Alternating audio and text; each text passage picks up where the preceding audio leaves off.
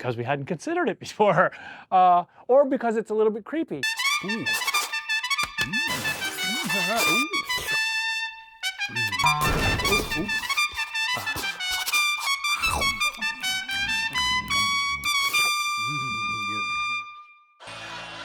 Hold on, let me turn this off and give my full attention.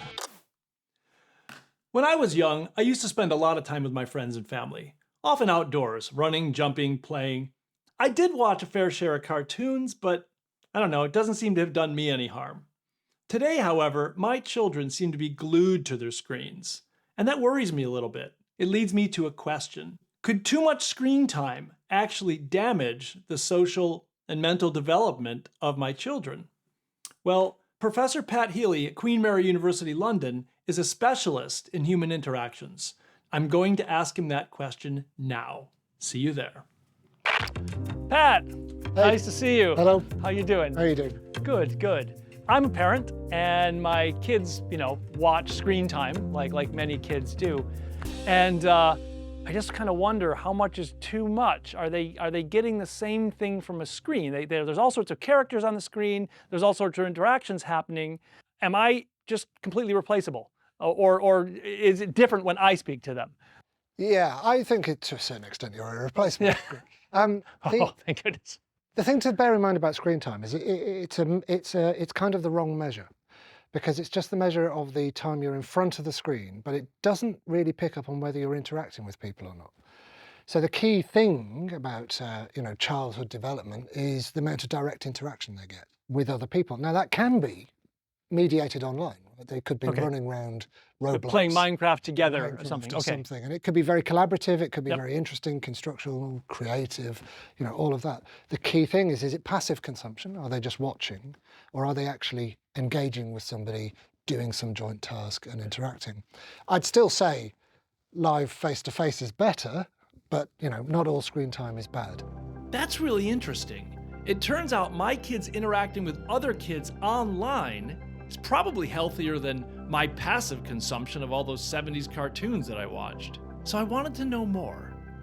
What's actually going on for the child that makes it so much, better? A live human conversational partner does a lot more than just speak, right? They do things with their gaze, they do things with their gestures, they monitor you, they respond at certain key moments, like, I'm watching you right now to see when you're nodding, to see if what I'm saying is making sense or not, or I might need to change what I'm saying. So when it's passive, when you're just watching somebody talking, you lose all of that. The message doesn't get adjusted, there's no scaffolding of interaction around what's going on. I don't help you to understand. The concept here is that when we talk to one another, we use all sorts of body language to feed back and keep the conversation going. It engages more brain power and by extension, deeper learning. But what's the evidence for this? There's some really quite strong effects in the literature. So there's a thing called the 30 million word gap.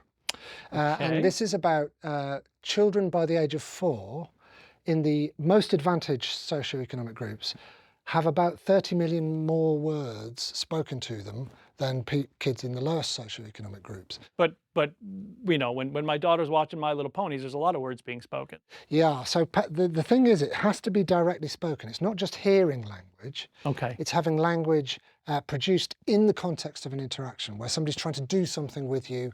They're using all of the other resources that are available. You can actually demonstrate this pretty clearly. So if you expose people to Mandarin Chinese through live instruction versus a video of the same instruction, kids don't pick it up. They don't pick it up from the video. There has to be this kind of live animated person who's engaging them. For them to actually learn the language. Yeah, you learn much better from the live interaction. You learn to interact well before you learn any words. Okay. So you're learning turn taking, you're learning how to, do gaze, you're learning how to look where somebody looks, or, all of those things. They scaffold your ability to then acquire language later. And that actually matters. It matters. It has these really disturbing knock-on effects that, your future income, your future health, your educational achievement, they're all really quite strongly predicted by these very early exposures to language. And that's if you normalize for, because you said this tends to be more with higher socioeconomic groups. So if you sort of strip that away, you still see the effect of just being from the language interaction. Yeah, there seems to You be scale it for income. Yeah, I suddenly feel the need to call up my kids and force a conversation on them. The 30 million word gap was described by US researchers Betty Hart and Todd Risley in the 1990s. The study was not without its critics, but the central idea that young children with lower exposure to conversations do worse at school is widely accepted. And it's not just how rich or poor the family is, it's all about how much conversation is going on. it's the ones that get the direct conversation that will get the subsequent advantages. So yeah, it's the direct interaction. It's not just swimming in a sea of language. You actually have to engage and use the language to do stuff with somebody else. Okay. It's the words that are spoken to you and then you pick up and So give even back. if I'm not speaking them back, it's hitting my brain differently. I'm registering on all sorts of channels and probably literally causing my brain to be wired differently if I'm a kid. Yeah, absolutely. Okay, you mentioned this can not just affect income and how well they do with jobs, it can affect health. That's a bit surprising to me. Yeah, so it is surprising. One of the biggest sort of predictors of mental and physical health is level of social engagement, social interaction. And that's even after you subtract the effects of things like pre-existing health conditions, Okay. level of physical activity. So, you can easily imagine somebody who's more gregarious might just walk more. Right. But even once you normalize subtracted that them, out, and okay. you still get this big effect of social interaction. And to give a sense of the scale, it's more important than the sort of normal range of obesity. It's more Really? important than sort of normal range of smoking, air pollution. It's a really That's major amazing. It's a predictor. major effect. This is astonishing because smoking makes you up to 30 times more likely to contract lung cancer. It increases the risk of heart disease by up to 4 times. It's even linked to dementia. But it seems the power of the brain over the health of the body cannot be underestimated. In medicine, there's something called the placebo effect, whereby patients get a little bit better if they just think they have been treated, even if they haven't had any actual medicine. But how could this work with exposure to conversation? One of the most sort of cognitively difficult things we do is talk to people, right? Okay. Blood pressure goes up if you're talking to a stranger, but it's lower if you're talking to a friend. There are hormonal effects. So oxytocin, it can both promote social interaction if you give people a sniff Yeah. of oxytocin, Okay. but it's also released by positive social interaction. Heart rate's affected. So Stress hormones like cortisol and adrenaline and cortisol, if you're in the presence of a parent or a friend, cortisol is reduced. There are all these complex, multiple physiological effects. What we really don't have is a good handle on what the communication mechanisms are that release those. So we all have this sense of the poisonous individual who, somebody who is the kind of an bad energy force, vampire. bad force, Yeah, right? sure. So it's not all positive. There are a range of different kinds of social relationships, some supportive, some aren't. A really good conversation is somehow really physiologically thrilling, as well as anything else. This feels like a critical gap in our knowledge. If we can figure out how conversation can improve our health, we could solve a lot of problems.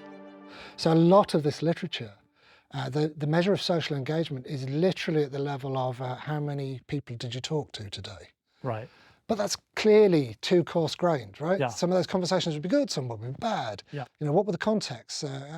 All sorts of stuff we'd really like to know. And that's where we need to do more work. We need to find out what are the factors, what are the specific triggers that help. Could we map the social health of, the area around the university so we know where the good conversations happen and the bad ones? and you do that for air pollution, you do that for all sorts of things. Why not do it for social health? Because we hadn't considered it before, or because it's a little bit creepy to think that therefore you're going to socially engineer how those conversations, could go. I'm immediately going to a dark side of that, but a much nicer way is to think, well, yeah, we'll socially engineer it. We'll plant some sunflowers there. This is the place where people feel unhappy or something. Maybe that's too simplistic. No, I think that it raises there's some really interesting questions. So we now accept that we're going to monitor our physical health on our watches, and we're going to be encouraged to act on that. And we can set our own goals, and we can decide who's going to find out about that. We might share it with our GP. We might not share it with somebody else. Exactly the same applies to social health, right? I could have a measurement on my watch which told me I'd been socially active this week, or could give me a prompt, you need to get out more, Pat, Yeah. right? I don't think it's in principle different Right. from having information about physical activity. We do need to control how it's shared. We do need to think about, those ethical and consent issues, but we do But that given with that, any kind of it medical could, information. yeah, and it could be a great tool for helping us. Yeah, absolutely. Wow. You did not laugh enough today. Go and see your friends at the pub. I came into this with a question. Is too much screen time bad for my kids? Well, Professor Pat Healy has told me that it doesn't matter so much the screen time, but the type of interactions they're having and the conversations that they may be having. And that having conversations measurably leads to better development, which can lead to better success, better mental health, and even better physical health. Research is still ongoing as to how these things can affect the brain and therefore lead to better health. But the one thing we do know is that, in the words of British actor Bob Hoskins, it's good to talk.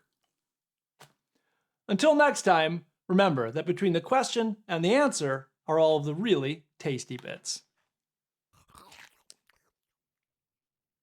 I got a comment once on my student feedback which says, I didn't come here for a comedy show. Like, knock it off. It's not working. I can't hear anything. Is this on? At least the silver lining is that I know that I'm not completely replaceable by, say, the Teletubbies. Okay? Okay. Bye-bye. Time for Tubby Custard. A Love Boat, Starsky and Hutch, the Waltons, the end part. Good night, Jason. Good night, John Boy. Good night, folks.